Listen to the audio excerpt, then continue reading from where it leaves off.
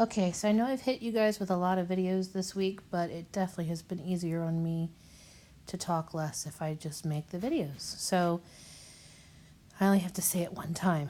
Functions and graphs. So when we've tried to teach this year to other classes, I noticed that one of the things that they struggle with is the understanding that there are two variables going on at the same time.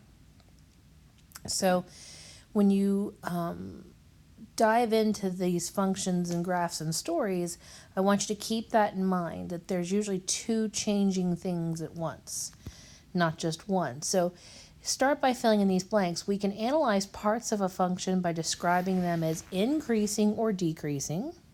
And that just basically means that their values are either going up or going down.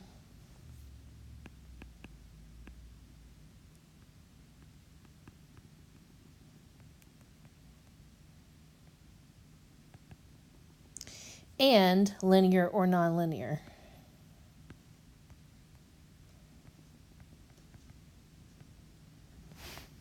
So describe the parts of the function shown below between x equals 0 and x equals 4. So this is one part we haven't tackled yet, is intervals. So where is the x-axis? Well, the x-axis is down here at the bottom. Okay, and so when x is 0, it's basically here at the origin. And when x is 4, it's right here. All right. So now if I highlight our function in that range, okay, so x is 0, oops, and x is 4, what's happening on the yellow line? Well, it's increasing. As x is getting more, 0, 1, 2, 3, 4, it's increasing. So is y. It's going from 2 to 7, okay? So again, there's two things happening at once. The x is going towards the right, and the y is going up, and it's happening at the same time, and it's creating this curve. So here it says what is happening on the function. Describe the parts of the function between x equals 0 and x equals 4. Well, the function is increasing, and the function's also not linear, right? Because it's curved. How about between x is 4 and x is 8?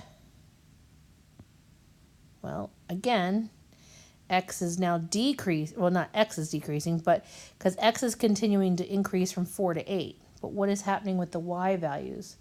The y values are coming back down. They're going from 7 to 2. So it is a decreasing function, and it is still nonlinear.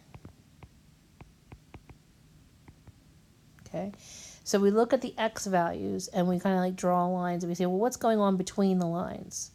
And in the first example, we saw that what was going on is that as x was increasing from 0 to 4, y was increasing from 2 to 7.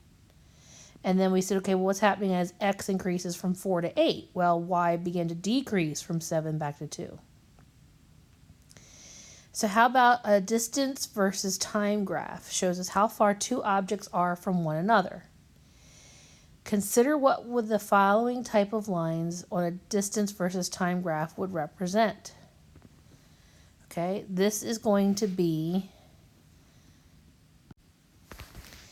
an object moving away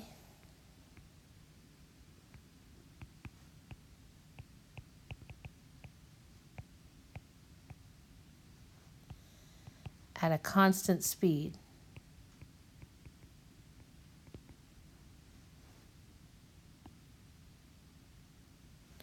So here, this is where students struggle, is they look at this as like a map. So they think, hey, if I'm leaving, I'm going out away, but if I come back, I'm coming back in. But you're not, because you're not in this one location. What you really are is you're in the corner of the origin, but you also represent this whole entire x-axis. So as you're moving away, time is moving forward and the distance is increasing. So you're basically, an object is moving away at a constant speed.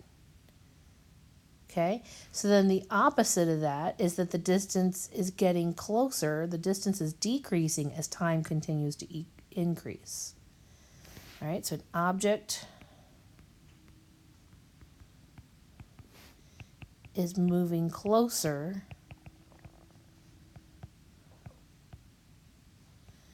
at a constant speed.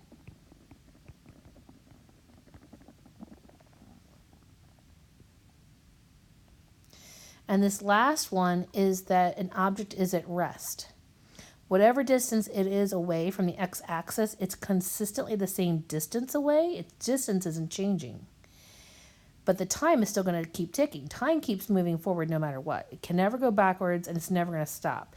Time is constantly moving forward, but the distance is not changing. So somebody could be sitting at a park bench, a car could be sitting at a light. So an object is at rest.